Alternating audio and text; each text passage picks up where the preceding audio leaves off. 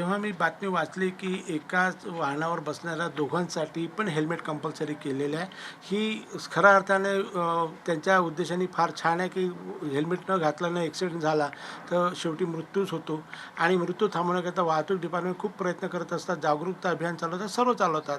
पण त्याच्यामध्ये असा प्रॉब्लेम आला जनतेला की आपण दुसरं हेल्मेट ठेवायचं कुठं? कारण की ज्या गाडी डिझाईन झालेल्या त्या एका हेल्मेटसाठी झाल्या आहे.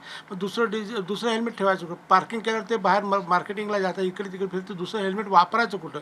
हा मोठा प्रश्न आला. तेव्हा मी माझं तिथे लक्ष केंद्रित केलं की आपण दुसरं हेल्मेटसाठी काहीतरी उपाय केला पाहिजे आणि जनतेला सपोर्ट केला पाहिजे. आणि एक विद्यापीठाचा रिसर्चर असल्याच्या या नात्याने आम्ही समाजासाठी काम करतो, जनतेसाठी काम करतो. तर माझ्या डोक्यात आलं की आपण फोल्डेड हेल्मेट आणलं तर का होईल. तर या हेल्मेटमध्ये जसं आम्ही मध्ये असं पार्ट करून याला असे 10 पार्टमध्ये डिव्हाईड केलं आणि यामध्ये हे टोटल हेल्मेटचे पार्ट आहे इथं 10 आणि याला 1 बाय 1 फोल्ड करत गेलं तर तुमचं एक छोटंसं एक फोल्डिंग हे बोलतं आणि तो डिक्कीमध्ये एका साईडला ठेवता येतो किंवा छोट्याशा बॅगमध्ये पण तो ठेवून आपण हँडल करू शकतो, त्याला काही प्रॉब्लेम नाही आहे. आणि यासाठी आम्ही या हेल्मेटसाठी हेच मटेरियल वापरणार जो स्टँडर्ड हेल्मेटला वापरतो. आणि याचं जे वायरिंग आहे मध्ये जो दोन्ही याला कपल वायरिंग दिलेला आहे तो पण हाय स्ट्रेंथ मटेरियल राहणार आहे. त्याच्यामुळे किमतीमध्ये पण काही फरक पडणार नाही. मटेरियल हे जे आहे स्टँडर्डचं तेच राहणार आहे आणि डोक्याला म्हणजे घालणे आणि काढणे याच्यामध्ये पण काही खाली बेल्ट आणि सर्वच राहणार आहे.